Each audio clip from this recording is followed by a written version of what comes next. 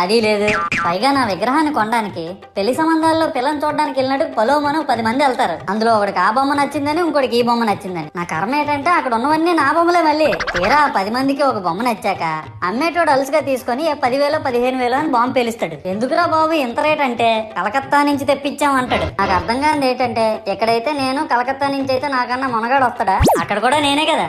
ఇలా నన్ను బజార్లో పెట్టి బేరం ఆడి నా మొహానికి ముసుగేసి వ్యాన్ ఎక్కిస్తారు. ఆ వ్యాన్ డ్రైవర్ గాడు నేనున్నానని కూడా చూడకుండా ఏదో ఆలోచించుకుంటూ డ్రైవ్ చేస్తా గతకల్లో గబ్బి గుబ్బి అని తించేసి నా కాల్లో చెయ్యి ఎరగొట్టేస్తాడు. ఈ విషయం చందాలు ఇచ్చిన చిన్నోళ్ళకి తెలిస్తే మళ్ళీ ఇరిగిపోయిన బొమ్మ పెట్టకూడదని ఏ బొమ్మ రాసి కవర్ చేసేస్తాడు. సరేలే జరిగిందేదో జరిగింది, నా భక్తులే కదా, కూల్ బ్రో అని చిల్లయ్యే లోపు నన్ను పందిర్లో పెట్టి ముసుగు తీసి నాకన్నా పొడుగుండే సౌండ్ బాక్సులు 2 నా చెవులు పక్కన పెట్టి డీజే గణేష్ బ్రో అని చెప్పి నా పాటలను కూనీ చేస్తారు. సరేలే పిల్లలు కదా, ఇప్పుడు కాకపోతే ఎప్పుడు ఎంజాయ్ చేస్తారు, కాసేపట్లో పూజ స్టార్ట్ చేస్తారని వెయిట్ చేస్తా ఉంటే ఆ 5 రూపాయల వ్రతకల్పన బుక్ చూస్తే